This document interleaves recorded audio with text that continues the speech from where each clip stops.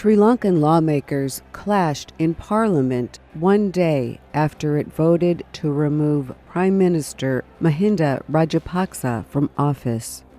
British Prime Minister Theresa May is trying to save her job after two ministers left the government. They resigned to protest a proposed deal on Britain's withdrawal from the European Union.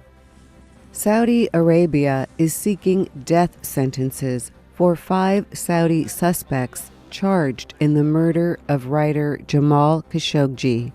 And Bangladesh says it suspended plans to send 700,000 Rohingyas back to Myanmar after officials were unable to find anyone who wanted to return.